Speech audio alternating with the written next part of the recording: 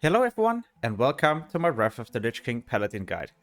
In this guide, I'll be talking about the following things: talent trees and glyphs, and this is for all specializations, consumables and gems that I also like to use for these specializations, stat priority, the new spells that you will get by default, but also the new spells you will get from the different talent trees, and last but not least, some useful tips and tricks. Alright, so let's get into it.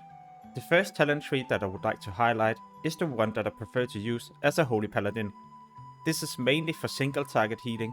You do have the opportunity to reduce the damage taken from the whole raid, but you're not really focused on raid healing.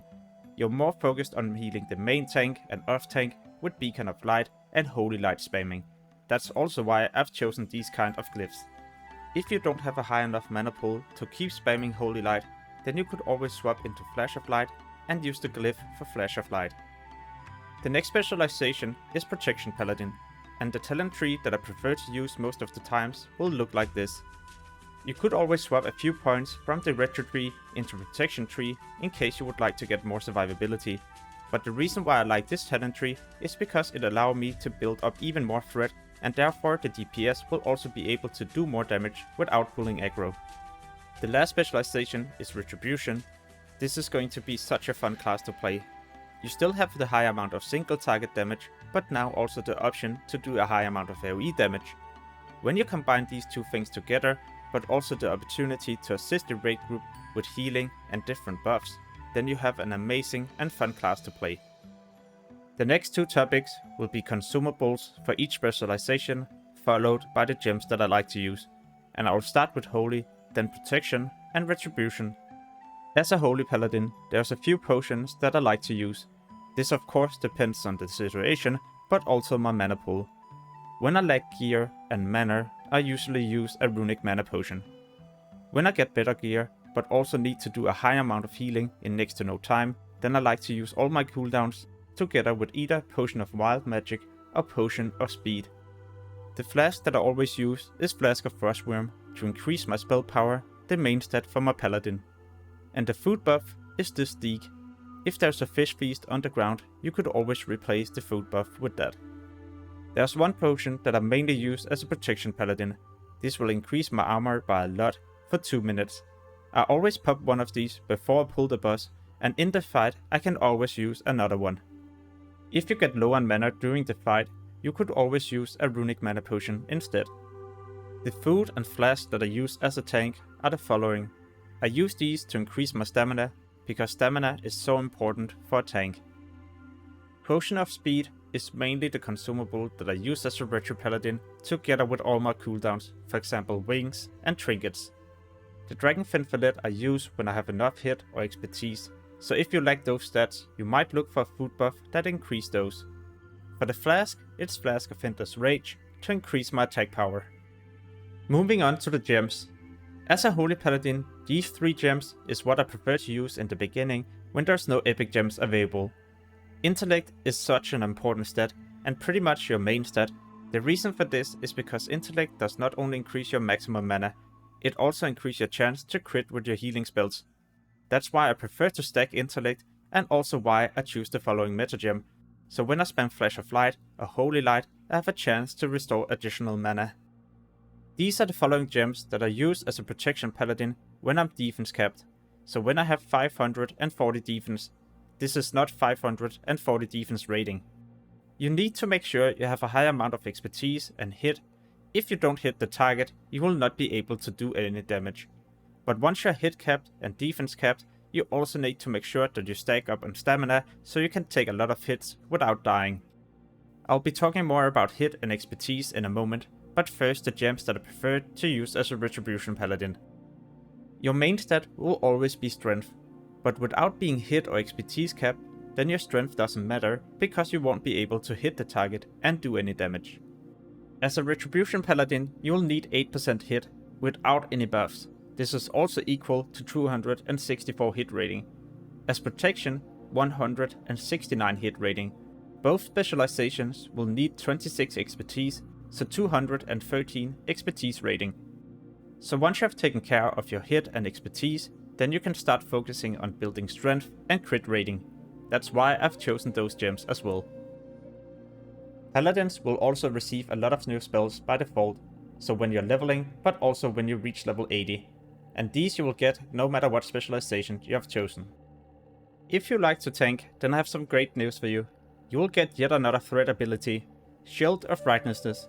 You will slam the target with your shield for a higher amount of damage, and the more block value you have, the higher damage you will also do with this spell.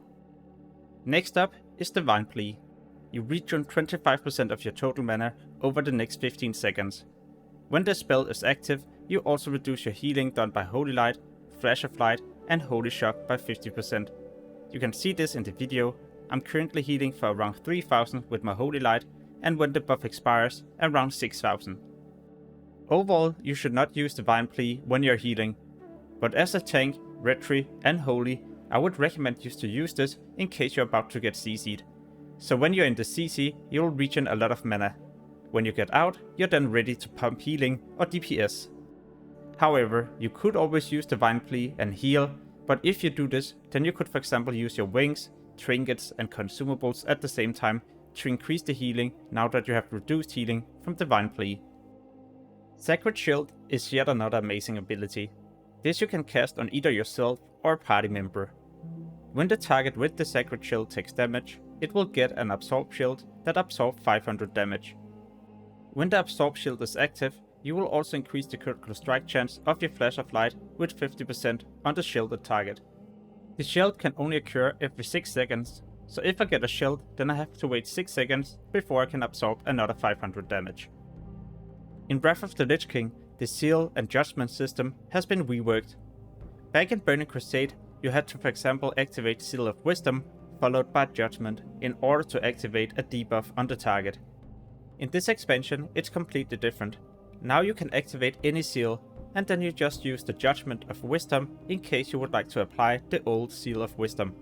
Seals will now also last for 30 minutes, back in Burning Crusade it was 30 seconds. So you just use another Judgment in case you would like to apply another effect on the target. Next up is the new talents and spells that you will be able to pick for the different specializations, and I will also be talking about some tips and tricks at the same time. At the bottom of the holy tree you will find the spell Beacon of Light. You can cast this on either yourself or a friendly target, and when you heal another target, then the target with Beacon of Light will receive the same healing. So for example here I heal myself and the mage receives the same kind of healing. This spell makes paladins amazing main and off-tank healers. You can place the Beacon of Light on the main tank and then you just cast your heals on the off-tank or the raid group. If you have followed my holy talent tree and my protection talent tree, then you will get the new spell Divine Sacrifice. When the paladin activates this spell, then 30% of all the damage taken by raid members within 30 yards of the paladin will be redirected towards the paladin. This is of course an amazing way to reduce the damage taken from the whole raid group, but this could also be deadly for the paladin.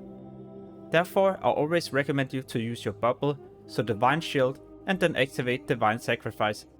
By doing this trick, you will also be immune to all the damage that is redirected towards you. Protection paladins will become even more insane tanks in Wrath of the Lich King. Back in Burning Crusade, you had a cast time on Avenger's Shield. This has been removed in this expansion, so now you'll be able to pull monsters instantly. Back when this spell had a cast time, you would usually not use it in a fight, but now you can just use it in a fight to continue pulling even more. At the bottom of the protection tree, you will find the spell Hammer of the Righteous. This is a cleave ability that allows the paladin to do damage to more than one target at a time. By using this spell a lot, you will also allow the DPS in your group to either cleave or do AoE damage. If they still manage to pull aggro, then you could always use the new spell Hand of Reckoning. A single target taunt, and back in Burning Crusade you didn't have this ability. In this clip my paladin is also about to die. But instead of getting killed from the final attack that would usually have killed me, then a spell, or well, a talent activates. So instead of getting killed, I will instead restore a bit of health.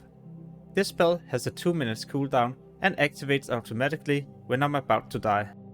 At the top right corner you will also receive a debuff, and when this debuff is active, then you won't be able to benefit from Ardent Defender. Retri Paladins will also be buffed. Instead of doing single target damage like they did back in Burning Crusade, you'll now also be able to do AoE damage. This is with the talent Divine Storm at the bottom of the retro tree. Hammer of Wrath is now also instant. Back in Burning Crusade this had a cast time, and therefore you didn't use this when you were raiding as a retro paladin.